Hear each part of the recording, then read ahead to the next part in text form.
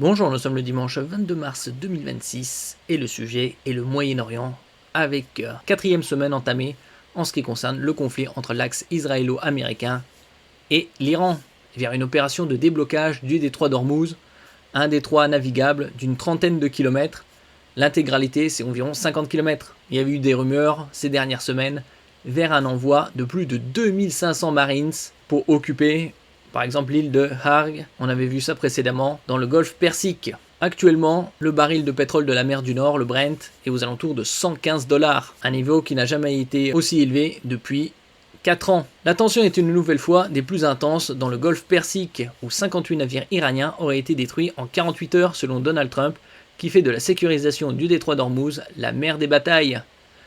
Donald Trump qui avait demandé aux alliés de l'OTAN de venir lui prêter main forte et en même temps dire qu'il n'avait pas besoin d'eux. Ira-t-il jusqu'à une intervention au sol, notamment sur l'île de Harg? Ce sera très risqué, probablement 2500 Marines, voire plus.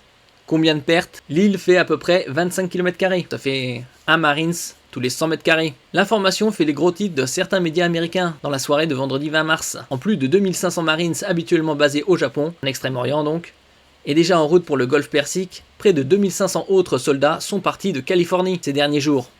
N'oubliez pas de vous abonner pour plus de news nationales, européennes et internationales sur ce monde merveilleux dans lequel nous vivons. Ce déploiement de troupes d'élite rompu aux missions difficiles préfigure-t-il une opération terrestre sur le territoire iranien? Un débarquement par exemple pour sécuriser les rives du détroit d'Ormuz, passage crucial où les tankers sont aujourd'hui sous la menace des frappes iraniennes. On avait vu que seulement 300 mines ou marines étaient suffisantes pour bloquer le détroit d'Ormuz, alors que l'Iran en possède environ 6000. Ce sont des estimations. Malgré l'envoi de renforts, Donald Trump dit toujours être opposé à toute opération terrestre et de nombreux experts militaires américains préconisent plutôt la mise en place d'escortes navales dans le détroit. Il faudrait des frégates, des navires avec des systèmes de défense anti-aérienne, mais ça pourrait être long.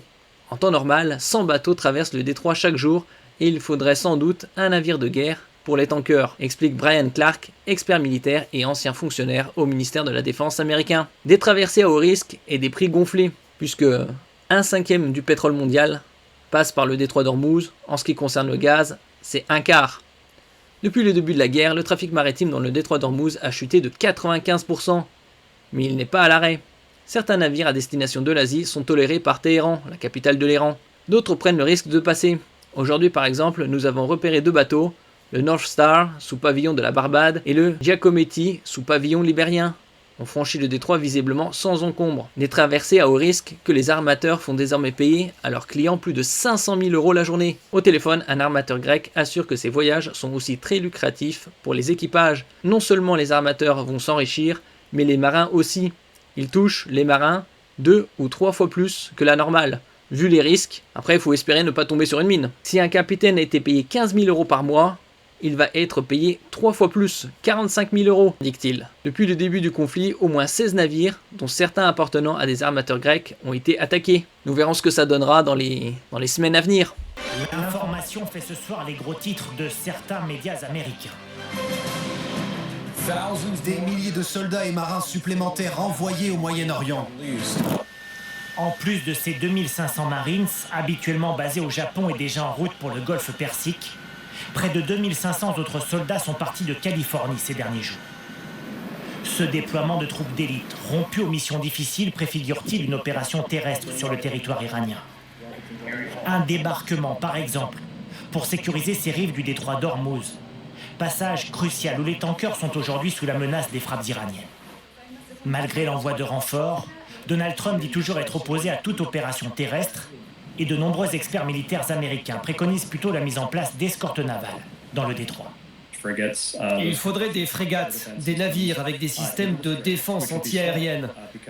Mais ça pourrait être long. En temps normal, 100 bateaux traversent le détroit chaque jour et il faudrait sans doute un navire de guerre pour 2 tankers. Depuis le début de la guerre, le trafic maritime dans le détroit d'Ormuz a chuté de 95%, mais il n'est pas à l'arrêt. Certains navires à destination de l'Asie sont tolérés par Téhéran, d'autres prennent le risque de passer. Aujourd'hui, par exemple, nous avons repéré ces 2 bateaux. Le North Star sous pavillon de la Barbade et le Giacometti sous pavillon libérien ont franchi le détroit, visiblement sans encombre. Des traversées à haut risque que les armateurs font désormais payer à leurs clients plus de 500 000 € la journée. Au téléphone, un armateur grec assure que ces voyages sont aussi très lucratifs pour les équipages. Non seulement les armateurs vont sur les chiffres, les marins aussi. Un marin dans le détroit d'Ormuz ou dans le golfe Persique, il touche combien de plus qu'il y a 2 ou 3 mois? 2-3 fois, plus que si un capitaine payait 15 000 € par mois, il va être payé 3 fois plus, 45 000. Il y a une liste d'attente d'un marin qui veut prendre des risques. Depuis le début du conflit, au moins 16 navires, dont certains appartenant à des armateurs grecs, ont été attaqués. Merci pour votre écoute et à la prochaine.